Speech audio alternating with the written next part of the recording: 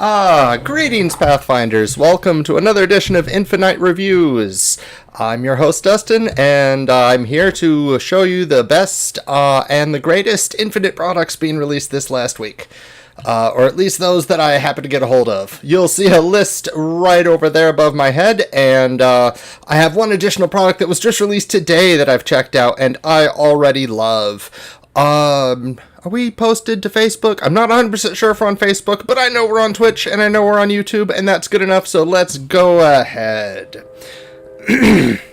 Alright, we will just switch. There we have it. Alright, so first up, we have Infinite Reforged Investigators.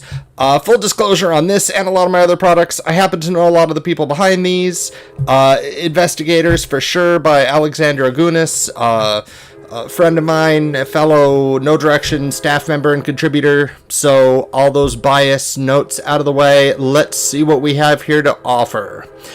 Investigators gives us 9 pages for only $2.99 that completely reworks how investigators work in Pathfinder 2nd Edition.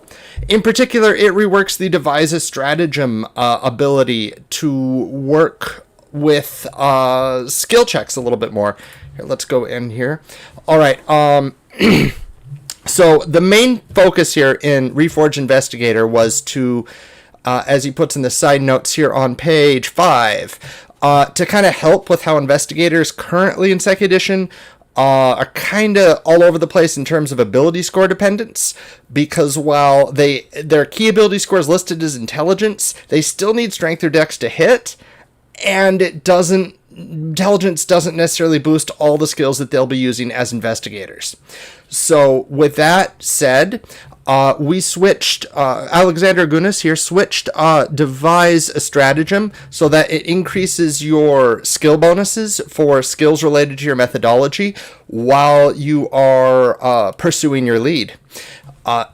There are also various first level feats such as Diplomatic Strategist or Underworld Investigator that used to give you a bonus to things like Thievery. They now also further give you your bonus that you get to your methodology skill when you use Devise a Stratagem. In addition, he allows intelligence to help modify your attacks with two-handed and other sized weapons, but Strategic Strike doesn't get the bonus dice to them unless they are, as they were in the original Investigator, agile or finesse weapons or one-handed weapons. Yes, Alex in chat, Alexander Agunas sounds like a hack. Well, he did in fact hack the Investigator here, and I do like these changes a lot. I saw his Investigator in play. I saw that it was struggling a bit with the skill checks with in comparison to other people in the party who were not playing as skillful characters. I think this will help with that extensively. I also believe this will open up the Investigator to a host of new weapon options, which I don't like when classes niche their weapon options as much as the original Investigator did. In addition, Alex gave us a bunch of awesome stratagem feats. These feats are reactions, function sort of like Debilitating Injury from the Rogue. They add additional effects when you hit a creature with a strike, only when that strike is being modified by your Devise a Stratagem. So it could give debuffs such as Encumbered and Clumsy, penalty to speed, Enfeebled. The higher level ones could add additional ones. And there are higher level class abilities here that let you add additional stratagems to a single strike, let you do additional devising a stratagem per round. They also let you switch so that normally when you devise a stratagem, you roll a d20 and you could choose to have that be what you use for your future action.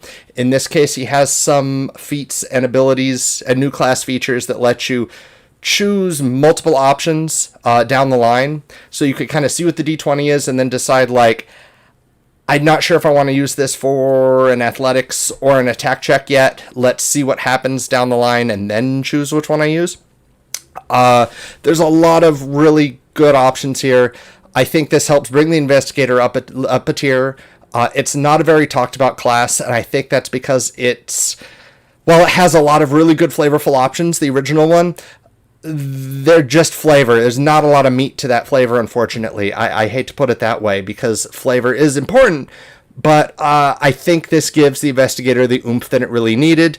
I love this product. Anyone who wants to play Investigator should really check it out, because the options in here, even if your GM says no, the Investigator's fine, there's a lot of options in here that any Investigator could use. You don't have to be a Reforged Investigator to use the feats from this book. These feats work fine with the core Investigator as it is.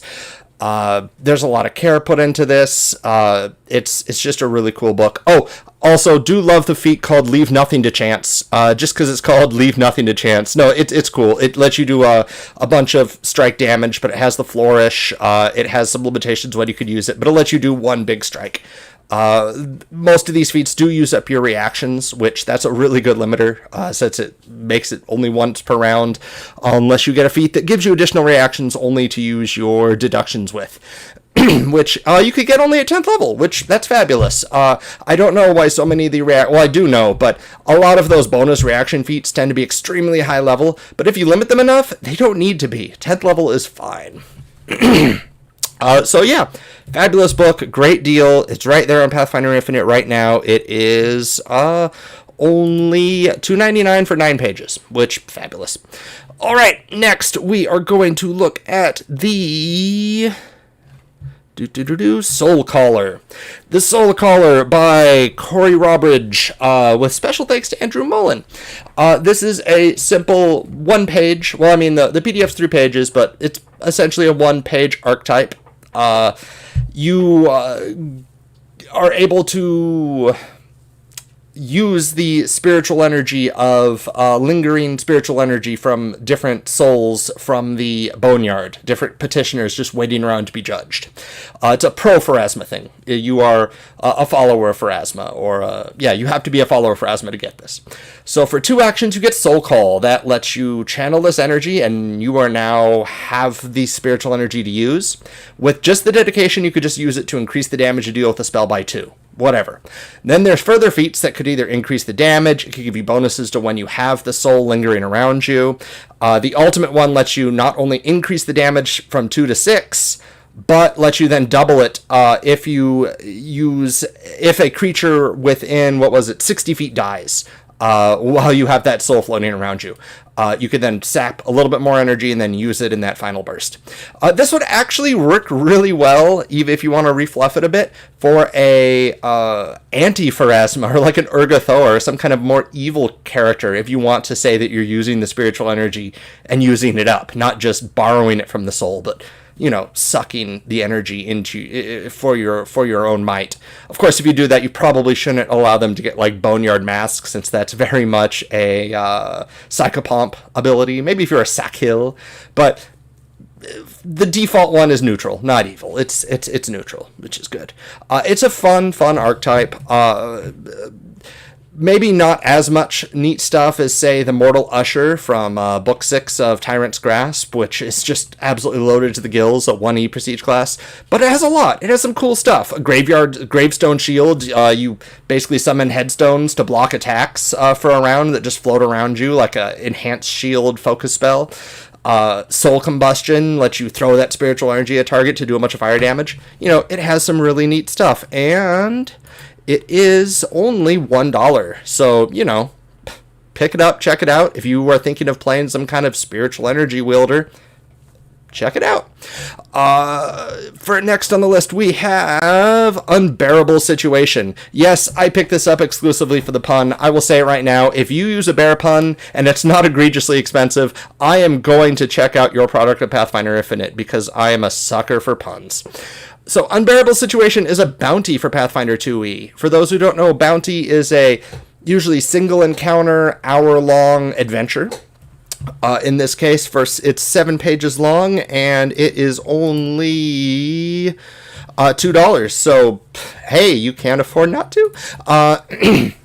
With this, you get information about the town of Bareford in Varisia.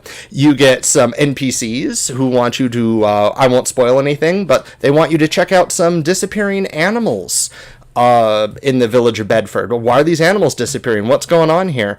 It makes for a great little sidetrack. You have rules in here for a hazard. You got rules in here for a monster. I don't want to spoil too much, so I'm just going to skim through. You also have rules in here for a new relic item, which, hey, that's really cool too. There's some information here about how you could include this in your campaign, how you could work off of it if it's your first adventure. This is for level 1 characters, so there's a lot of opportunities for you to use it. It's pretty well done. It has a lot of good twists. It's difficult to predict. It's good. It's a solid product. I enjoy it very much. I don't know if I'll have a chance to use it myself, but I do know that if my characters ever want to go to Northern Vrisia and it's level 1, I have an adventure ready to go. All right. Next up on the list, we have novel options, spellcrafting, and rune crafting. So this is another one where I still will say that I do believe the novel options line is dramatically underpriced. He did the what was that, 35 pages of archetypes and classes for like $4, $5. This one is recommended 50 cents for 12 pages for this entire new class, this entire new way of spellcasting. It's a great deal. You should, if you're looking to save money, you should check it out ASAP. I would give probably $5 or $6 just for this, and you can put your own price. So if you feel it's worth that, go ahead and do it. So this is about rune casting, also sometimes called spellcrafting. It's something that's very, very near and dear to me. I've always loved the idea of crafting your own spells as a character on the fly in an encounter, and that's what this provides. The idea is that those runes, those sigils that appear when you cast a spell in Pathfinder, your character studies them and figures out how to manipulate them in order to craft your own magic. It's a lot like Words of Power. It'll remind some people of Words of Power from, I believe it was called Ultimate Magic from 1E. Novel Enigma's in chat right now, the author saying he wasn't sure how balanced it was, so he made it pay what you want. Well, what's nice about something like this is because it's so modular, if you find something that's unbalanced about it as a GM, you could tune it. If you find, like, I don't know, they're doing too much damage, okay, maybe change them to D4s, maybe heighten it one level lower than it should be. You could tune it. You could adjust it very easily. So what the Runecaster does is, instead of casting traditional spells, and this is a class archetype, you could apply it to different spells, different classes. Modifies your spells per day, and it allows you to construct spells kind of on the fly. So you get to choose, you get a rune for like the target, so you get like single target, close range, medium range, cone. You get runes for duration or effect. So you get to kind of make your spell so you could be like, I want a single target, or I want a close range blast that does fire damage. You combine those runes together and blam, you get to blast somebody with fire damage. If you'd prefer cold for your character, you could do cold. You could switch between the two as you cast. Because instead of learning spells, you learn these different runes, which give you those options to use them. Personally, if I would use this, I'd probably end up printing these all out on their own little cards so I can mix and match them at the table between rounds as I think about what I want to do. It's not just damage, mind you. There are effects. The effect runes, ingeniously, the effect runes apply status conditions that all have numbers to them, and the higher level that you cast them and the higher efficacy of runes that you use, the higher the effect. The balancing factor here is that the more runes you apply, the higher level spell slot you need to use up. So if I wanted to apply Stupefy is a level 1, so there's 1, and then if I wanted to apply Long Duration, that's a level 2, so now we're looking at a level 3 spell. Single Target's level 0, so okay, we're good there. If I want to do it as only a one action cast, then I'll need to add another one. Personally, as a GM, I think that after level 3, that should probably be a +2, so I'd probably make that a 5th level spell. But like I said, this does need some adjustments. It is not for a casual group, it's probably not best for a casual group quite yet, but it's solid, it's a fun idea, and a lot of people want something like this, and this provides that in 2E. All right. Where are we? Oh, we're doing great on time. I could just look at this for a little bit longer. One action does not work with condition runes. Okay, I've been told that the one action does not work with condition. Oh, here it is. This rune cannot be used with a rune that has the condition trait. Okay, so I do need to read things a little bit more carefully myself, but I was doing some on-the-fly examples there. Oh, you could even summon with the runes. Create a creature. Heighten the creature. Yeah, there's this. The only primary balancing thing with this that some people had with Words of Power is it can make your caster too flexible. You do have reduced spell slots compared to most casters, and you are missing out on some of the more niche utility spells. You won't be able to do stuff with this like find a name in a book using this level 1 divination spell. Yeah, you won't be able to do that, but you'll be able to do a whole lot more different things with the limited spell slots that you have. All right.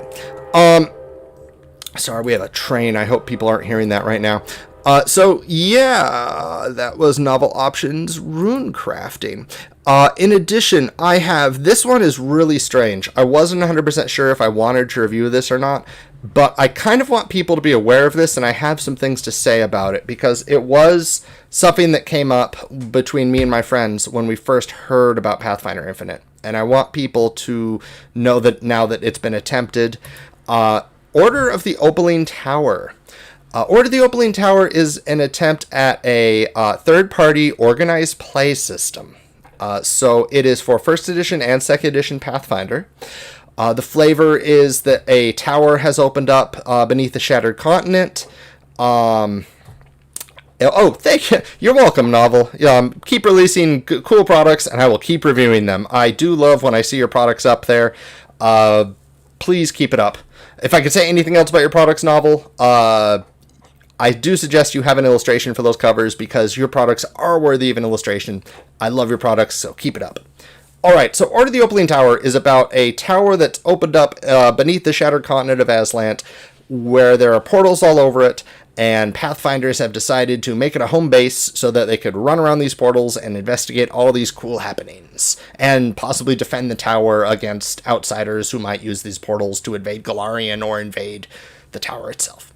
Alright, so the idea here is that this very experienced Pathfinder Society player wanted to write their own scenarios and make this kind of alternative to organized play.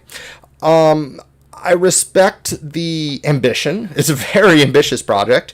They do have their first adventure out. The adventures are $4.99, and I believe that the Order of the Opaline Tower information pamphlet, I think, is free, which would make sense because it's mostly just how to play the organized play.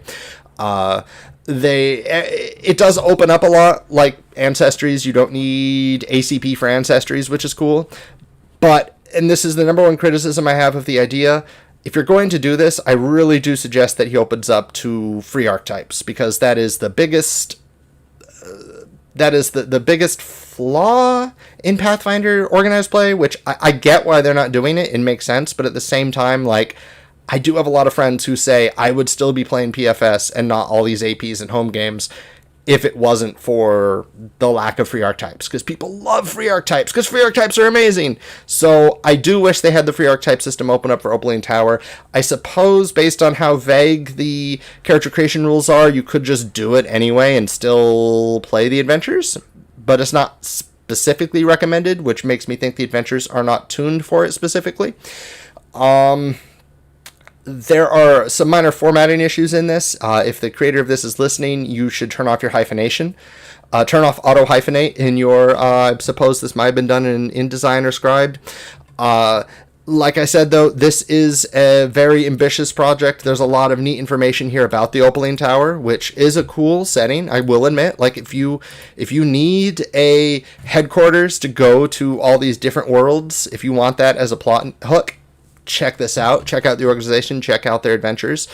I have yet to find the Discord or chat room or forum or any kind of community for the Order of the Opaline Tower as an organized play. So it's less organized and more play, I guess you could say.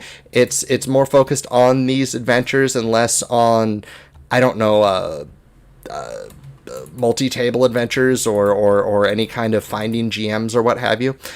But it's a fascinating idea. I'm excited to see people trying any and every cool, weird thing that they've always wanted to try. That's what I find so fun and engaging about Infinite, is just the idea that people could do stuff like, I'm going to go back, like Investigators. They're taking a class that they have a problem with, and instead of just complaining about it on Discord, they are putting their money where their mouth is, and they're going, I can make this class better. Here is Reforged Investigators. They're taking ideas like rune casting and saying, I loved Words of Power or whatever inspired Novel Enigma. I am going to go out with this idea. It might not be 1,000,000% tuned, but people could tune it themselves. Here's the idea.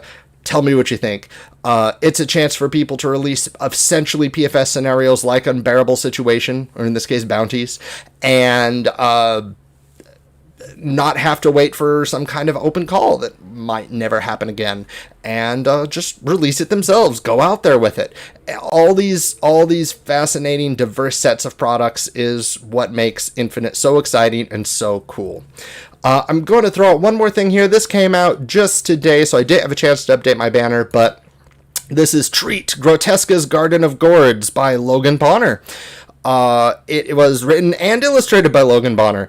It came out just today. I think, I'm not 1,000,000% sure on the price anymore right now. I think it was one of those, like, pay as much as you want. It was, I'm probably going to dump the whole price part of this stream because these are all so well priced. So Grotesca's Garden of Gourds is a Halloween themed 2-page product. It gives you stats for this gourd merchant named Grotesca, this elf gourd merchant. It also gives you stats for a bunch of her items that she sells. This is very much reminiscent of the Grand Bazaar item shopkeeper entries, which is really cool that we get some more of those here. I might even put this into my own bazaar in my own campaign. Oh, it's free. Yeah, Kate Baker says it's free. That's awesome. Yeah, so Grotesca sells the Gourd Grenade. It is an alchemical fire weapon that has Ghost Touch, which is just cool. Something definitely that alchemists need. Alchemists always need more bombs, so check that out for that. She also has the Skeleton Snare. She has, the Trick or Treat spell. I did want to talk about this. Love it, love it, love it. So the Trick or Treat spell, you target a creature, you ask them trick or treat, and depending on what they choose, you get a different effect. I love spells like this. It adds a really fun dynamic if you're the player to a GM or a GM to a player.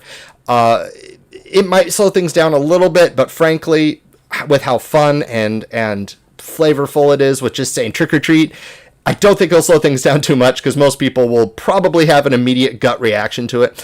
Treat gives them temporary hit points. Trick does damage to them or knocks them over. Trick knocks them over.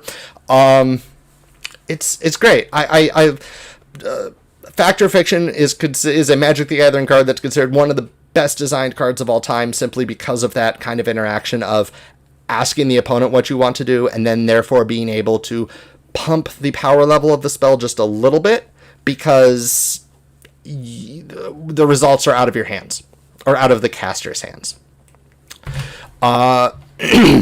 There's a lot of really fun flavor in here. I love how it's written in Grotesca's from Grotesca's voice, in Grotesca's voice, which gives the GM a lot of fun. Frankly, you could use it almost as box text as she tries to sell the players her goods. And of course, it's especially fun because it's a Halloween product. We're here on Halloween. If you have a Halloween game and there's any opportunity for your PCs to shop in it, throw her in there. Even if there isn't, she could be a traveling merchant. Put her in there. Super fun. Love it, love it, love it. You should check it out. Treat, Grotesca's Garden of Gourds. And with that, those are in fact the products that I am reviewing this week. So please, please, please check them out. Check out everything you have, everything people have been posting to Infinite. There's more coming out every day. And I am thrilled and excited by all the awesome, awesome products that we have on there. With that being said, if I have any personal news, I've been super busy this week. I have lots of great stuff to show for it, and it will be released eventually. I'm really excited with how much people like Spell Tricksters and are responding to that product of mine. Thank you very much, everybody, for all your wonderful support. Still thrilled about the union, hence the t-shirt. Still thrilled about everyone's positivity regarding freelancer support. And, oh, I guess that was made public. I just want to double check to make sure it was public. Doodly doodly doodly doodly doo. Discord. Always have to double check. Always have to double check. Should have done that before the show, but it happened like 30 minutes before the show. 2E chat. Yes. All right. So it was announced that Alexander Gunas is releasing a Kitsune of Galarian book for Pathfinder Infinite. And I am proud to say that I am one of the authors doing the Avestani Kitsune. So information about Kitsune in heritages from Avestan.